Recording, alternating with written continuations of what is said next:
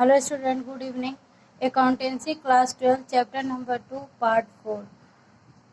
Classification of goodwill. Goodwill can be classified into two categories: purchase goodwill, self-generated goodwill. Purchase goodwill is the goodwill which is acquired by making a payment. Purchase goodwill उससे कहते हैं कि जो acquired करते हैं making of payment के दौरान जो हम एक्वायर्ड करते हैं वही हमारी परचेज गुडविल कहलाती है. When a business is purchase the excess of a purchase consider over net assets minus liability is refer to as a purchase goodwill. जैसे आप कोई बिजनेस है, कोई चीज़ आप कोई बिजनेस या कोई चीज़ें मान लीजिए कोई इंटरप्राइजेस ही कंसीडर परचेज कर रहे हैं, उसमें क्या होती है कि जो एक्सेस होती है purchase consideration over it's nets assets, आपकी जो नेट्स वैल्यू है, नेट्स एसेट्स है, उससे अधिक आप परचेज कर रहे हैं, वो आपकी परचेज गुडविल होती है. क्योंकि वो बिजनेस का गुडविल होता है, वो अपना एक्वायर्ड बनाया रहता है, अपनी पोजीशन बनाया रहता है, तो वो जो एक्सेस आपका देता है परचेज, वो ही आपका परचेज गुडविल कहलाता है. Following are the important feature. इसमें कुछ फीचर है परचेज गुड के. It rise on a purchase of a business. ये अपने बिजनेस से राइज करता है, बिजनेस से लेता है. It is A recorded in the book of A accounts because consideration is a paid for it. ये बुक में अकाउंट बुक में ये रिकॉर्ड होता है क्योंकि ये कंसिडर किया जाता है, ये पेड करके कंसीडर किया गया रहता है, रिकॉर्डेड, इसलिए इसको रिकॉर्ड करते हैं बुक में. थर्ड है it is show in the balance sheet as an assets. और इसको हम बैलेंस शीट में एसेट साइड दिखाते हैं क्योंकि ये हमारा एसेट्स होता है.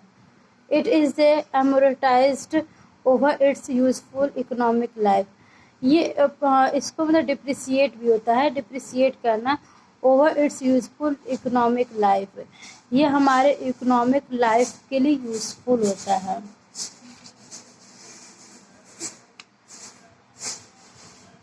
सेल्फ जनरेट गुडविल और इनहेरेंट गुडविल्स.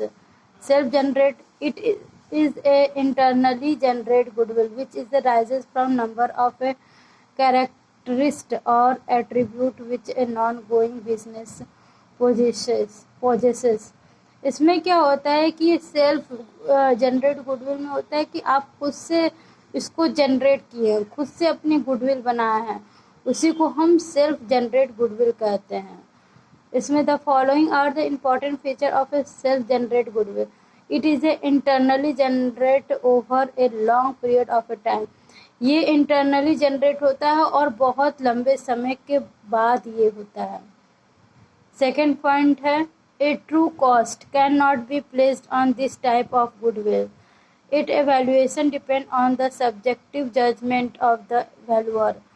ये आपका वैल्यूएशन डिपेंड करता है, subjective judgement of the valuer होता है.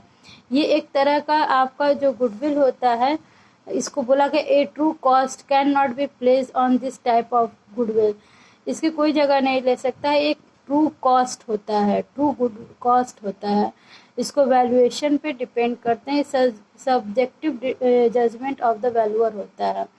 तो ये आप समझ गए होंगे कि आपका जो परचेजर और गुडविल और सेल्फ जनरेट गुडविल दोनों में यही डिफरेंस होता है कि परचेज आपका गुडविल जो होता है वो आप अपने जो भी आपके एसेट उससे अधिक आप लेते हैं नेट, तो वो आपका हो जाता है परचेज. और सेल्फ जनरेटर में क्या होता है, आप खुद से जनरेट करते हैं अपनी गुडविल को, उसको सेल्फ जनरेट गुडविल कहते हैं. Thank you. Have a nice day.